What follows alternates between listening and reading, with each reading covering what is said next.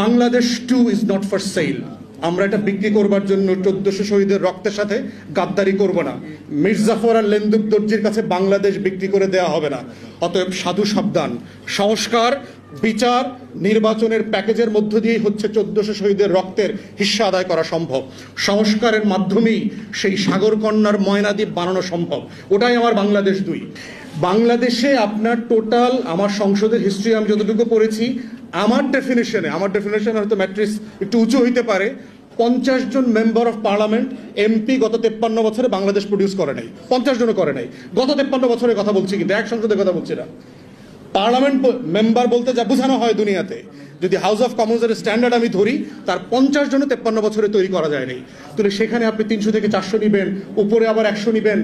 এই যে বিশাল হাতির পাল তৈরি করছেন, এবং এটার জন্য যে হাজার হাজার কোটি টাকা লুটপাটের বাণিজ্য, পলিটিক্যাল পার্টির সিন্ডিকেটেড করাপশনের স্পেস করে দিচ্ছেন, এটা যেটা করবে, দ্বিতীয় চেম্বার তো হবেই না, বরং যে কারণে আমরা সংস্কার চাই ঠিক তার উল্টা রেজাল্টটা বয়ে নিয়ে আসবে।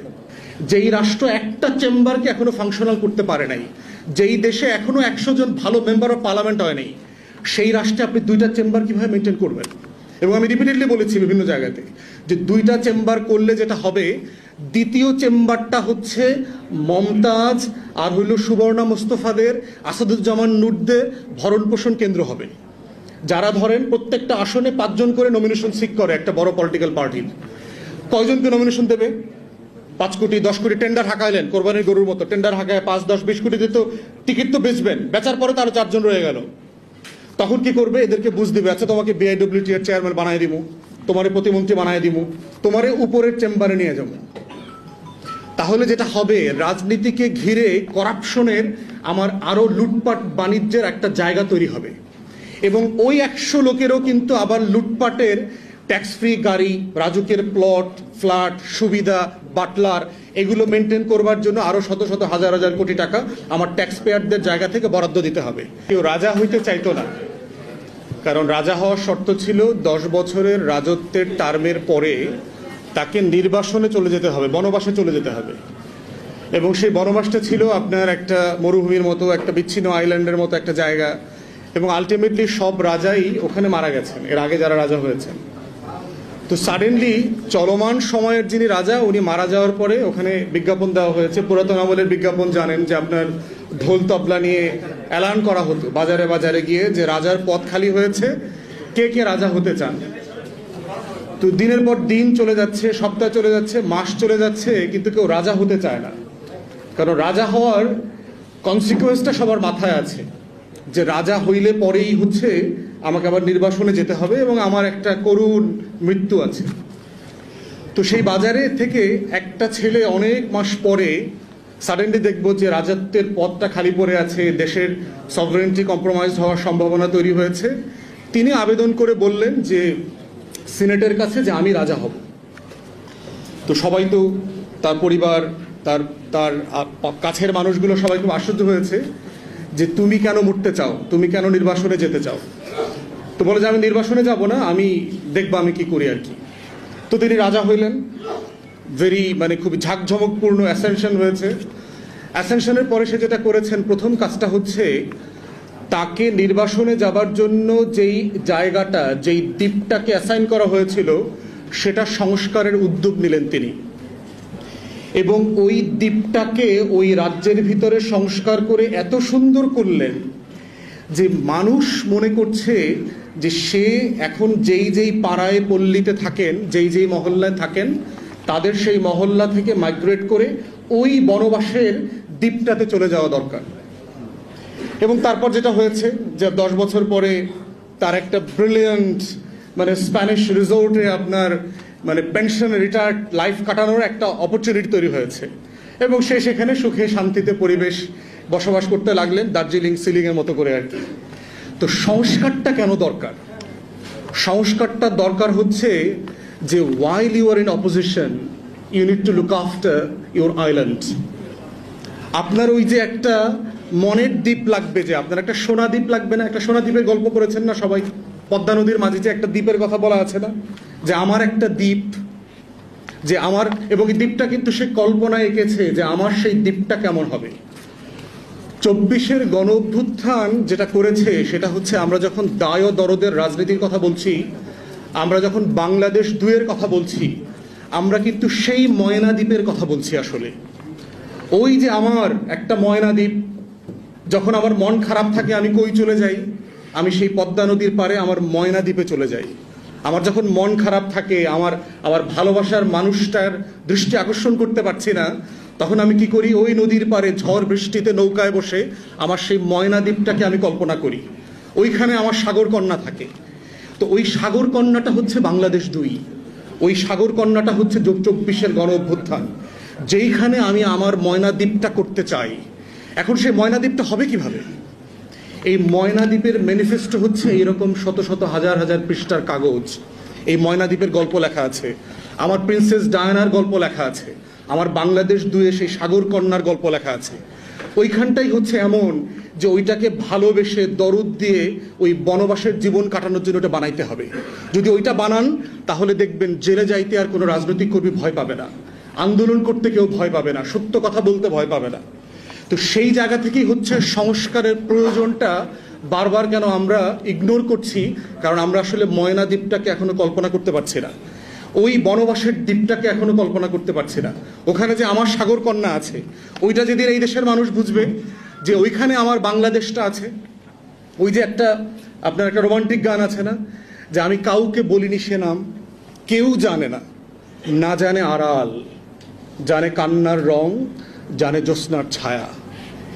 কান্নার যে রং হয় না এবং জ্যোৎস্নার যে ছায়া দেখা যায় না, সেটা কিন্তু ওই গভীরভাবে ভালোবেসে না বলতে পারার যে কষ্ট, ওইটা হচ্ছে বাংলাদেশ 2 যদি এই গণ অভ্যুত্থান থেকে আমরা করতে না পারি, আমাদের এই 24-এর গণ অভ্যুত্থানের সকল মানুষকে কিন্তু ওই আড়ালে থেকে থেকে কাঁদতে হবে একদিন। সবাইকে কাঁদতে হবে এবং এমন ভালোবাসার মতো করে কাঁদতে হবে যে এই ভালোবাসার গল্প দিয়ে আপনি আর এই বাংলাদেশ করতে পারবেন না। ইটস টু লেট দেন। অতএব সংস্কারের এই আলোচনাটা হচ্ছে ওই ময়না দ্বীপকে ভালোবেসে আড়ালে থেকে থেকে আমার জ্যোৎস্নার রংটাকে ম্যাটেরিয়ালি বাস্তবায়ন করার মতো, যাকে দেখা যায় না, আমার কান্নার রংটাকে রঙের দিয়ে ফুলেল করে ফেলার মতো করে জায়গা। এবং সেটার জন্য হচ্ছে কি করতে হবে? আমার রাষ্ট্রের প্রত্যেকটা প্রতিষ্ঠানে যে আবর্জনা ময়লা জমে আছে, সেই ময়লাগুলোকে সরাইতে হবে। তো সরানোর পথ কি? বাড়িতে, বিল্ডিংয়ে, ঘরে আমরা আমাদের কাজের লোকরা অথবা আমাদের ঘরের মানুষরা আমরা পরিষ্কার পরিচ্ছন্ন করি না, ছাফ জঙ্গল করি না। খেতে যখন নিড়ানি দিতে হয় তখন কৃষক কি করে? ময়লা পরিষ্কার করে। রাষ্ট্রের গায়ে যখন ময়লা লাগে তখন কিন্তু রক্ত দিয়ে পরিষ্কার করতে হয়। এই জন্য দেখবেন আমরা আন্দোলন করি কেন? কারণ রাষ্ট্রের পরতে পরতে ময়লা জমেছে, ওইটা ঝাড়ু দিয়ে পরিষ্কার করা যায় না, ওটা আন্দোলন করে রক্ত দিয়ে পরিষ্কার করতে হয় বারবার। এখন আপনি কতবার লড়াই করে আপনার গায়ের, আপনার দালানের, আপনার সমাজের, আপনার রাষ্ট্রের সেই ময়লা পরিষ্কার করে আপনার সেই স্বপ্নের ময়না দ্বীপটা বানাবেন? এখন এখানে লার্জলি যা বলা আছে, ফ্যাক্টসে চলে আসি। মোটা দাগে একমত। 2টা বিষয় শুধু আমি কথা বলবো। প্রথম কথা হচ্ছে, আমি নীতিগতভাবে এবং আমার দল, আমরা 2টা চেম্বারের পক্ষপাতী না। আমরা মনে করি যে বাংলাদেশ রাষ্ট্র এখনো এত ম্যাচিওর হয় নাই পলিটিক্যাল ডেমোক্রেসিতে যে তারা 2টা চেম্বারের যে ব্যুরোক্রেটিক প্রবলেম আছে, যে পিং পং সিচুয়েশন আছে, সেই সিচুয়েশনটা হ্যান্ডেল করতে পারবে। যদিও আমাদের পার্টির পক্ষ থেকে বলা হয়েছে আমরা লার্জলি কনসেনসাস বেসড জায়গাতে একমত হব। যদি মোটা দাগে সব দলগুলো 2টা চেম্বারের ব্যাপারে কাজ করতে একমত হয়, আমরা এত রিজিড না যেটা মানব না। তবে রীতিগতভাবে মনে করি যে আমরা 2টা চেম্বার এত কমপ্লেক্স হবে, এবং আমি যেহেতু ইংল্যান্ডে লেখাপড়া করেছি, প্র্যাকটিস করেছি, আমি এই লোয়ার চেম্বার এবং আপার চেম্বারের যে কমপ্লেক্সিটি, তার যে হিস্টোরিক্যাল রিয়ালিটিতে যে ডেভেলপ করেছে, সেই ডেভেলপমেন্টটা বাংলাদেশের ধারে কাছেও আমরা নাই। যেই রাষ্ট্র একটা চেম্বারকে এখনো ফাংশনাল করতে পারে নাই, যেই দেশে এখনো 100 জন ভালো মেম্বার অফ পার্লামেন্ট হয় নাই, সেই রাষ্ট্রে আপনি 2টা চেম্বার কিভাবে মেনটেন করবেন? এবং আমি রিপিটেডলি বলেছি বিভিন্ন জায়গাতে যে 2টা চেম্বার করলে যেটা হবে, দ্বিতীয় চেম্বারটা হচ্ছে মমতাজ আর হইল সুবর্ণা মোস্তফাদের, আসাদুজ্জামান নূরদের ভরণ পোষণ কেন্দ্র হবে। যারা ধরেন প্রত্যেকটা আসনে 5 জন করে নমিনেশন সিক করে একটা বড় পলিটিক্যাল পার্টির, কয়জনকে নমিনেশন দেবে? 5 কোটি 10 কোটি টেন্ডার হাঁকাইলেন কোরবানির গরুর মতো, টেন্ডার হাঁকায় 5, 10, 20 কোটি দিয়ে তো টিকিট তো বেচবেন, বেচার পরে তারও 4 জন রয়ে গেল। তখন কি করবে? এদেরকে বুঝ দিবে, আচ্ছা তোমাকে বিআইডব্লিউটি এর চেয়ারম্যান বানায় দিব, তোমারে প্রতিমন্ত্রী বানায় দিব, তোমারে উপরের চেম্বারে নিয়ে যাবো। তাহলে যেটা হবে, রাজনীতিকে ঘিরে করাপশনের আমার আরো লুটপাট বাণিজ্যের একটা জায়গা তৈরি হবে। এবং ওই 100 লোকেরও কিন্তু আবার লুটপাটের ট্যাক্স ফ্রি গাড়ি, রাজুকের প্লট, ফ্ল্যাট, সুবিধা, বাটলার এগুলো মেনটেন করবার জন্য আরো শত শত হাজার হাজার কোটি টাকা আমার ট্যাক্স পেয়ারদের জায়গা থেকে বরাদ্দ দিতে হবে। তাহলে দ্বিতীয় চেম্বার করবার জন্য আমার যে পলিটিক্যাল ম্যাচুরিটি দরকার, এইটা আমি প্রথম চেম্বারই আসলে করতে পারি। আমাদের দলের পক্ষ থেকে আমরা প্রস্তাব করেছি যে আমাদের এখন সংরক্ষিত আসন আছে শুধু মহিলাদের জন্য এবং 50। আমরা বলেছি এটাকে 100 করে দেন, এবং শুধু মহিলাদের জন্য না, এখানে মহিলা, সিভিল সোসাইটি, পিছিয়ে পড়া জনগোষ্ঠী, মাইনরিটি, উর্দুভাষী বাংলাদেশি, হরিজন কমিউনিটি, পাহাড়ি সবাইকে এখানে আনেন। আমরা এই 100 লোকের পারফরমেন্স দুইটা সংসদে দেখি তারা কেমন পারফর্ম করে। আমাদের দিক থেকে দেখবেন যে পলিটিক্যাল পার্টিসগুলো কি রাইট সিলেকশন করছে কিনা, না তারা আবার মমতাজদেরকে ফাইটটা যায় চল্লা যায় টাইপের লোকদেরকে আনতেছে। আর যদি মনে করে যে না সিরিয়াস ক্যান্ডিডেট আসতেছে এই 100-র ভিতরে, আমরা দুইটা সংসদ পরে তখন সেকেন্ড চেম্বারে চলে যাব যদি এটা ফাংশনাল হয়। কিন্তু যদি এটা ফাংশনাল যেহেতু হয় নাই, আমরা ভালো রোল মডেল পলিটিক্যাল মেয়েদেরকে কি আনতে পেরেছি? আমাদের গত সংসদে এই যে মেয়েদেরকে 30, 35, 50 করে আনলাম, কয়জন ভালো ফিমেল পলিটিশিয়ান আসছে যাদেরকে দেখে ইয়াং মেয়েরা, তরুণীরা পলিটিক্সে আসতে আগ্রহী হচ্ছে না তো? কারণ যাদেরকে দেখে রিডিং পড়তে পারে না বাংলা, এরকম মহিলা এমপি আমরা দেখছি। বাজেট আসনে তার স্বামীর খুনের বিচার চাইছে, এরকম মহিলা এমপি আমি দেখছি, যে বিএনপির আমলে আমার স্বামী মারা গেছে, এটা বিচার চাই মাননীয় প্রধানমন্ত্রী বাজেটের অধিবেশনে। বাংলাদেশে আপনার টোটাল আমার সংসদের হিস্ট্রি আমি যতটুকু পড়েছি, আমার ডেফিনেশন হয়তো ম্যাট্রিক্স একটু উঁচু হইতে পারে, 50 জন মেম্বার অফ পার্লামেন্ট এমপি গত 53 বছরে বাংলাদেশ প্রডিউস করে নাই। 50 জনও করে নাই গত 53 বছরের কথা বলছি, কিন্তু এক সংসদের কথা বলছি না।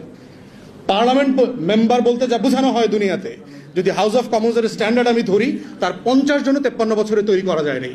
তাহলে সেখানে আপনি 300 থেকে 400 নিবেন, উপরে আবার 100 নিবেন, এই যে বিশাল হাতির পাল তৈরি করছেন, এবং এটার জন্য যে হাজার হাজার কোটি টাকা লুটপাটের বাণিজ্য, পলিটিক্যাল পার্টির সিন্ডিকেটেড করাপশনের স্পেস করে দিচ্ছেন, এটা যেটা করবে দ্বিতীয় চেম্বার তো হবেই না, বরং যে কারণে আমরা সংস্কার চাই ঠিক তার উল্টা রেজাল্টটা বয়ে নিয়ে আসবে।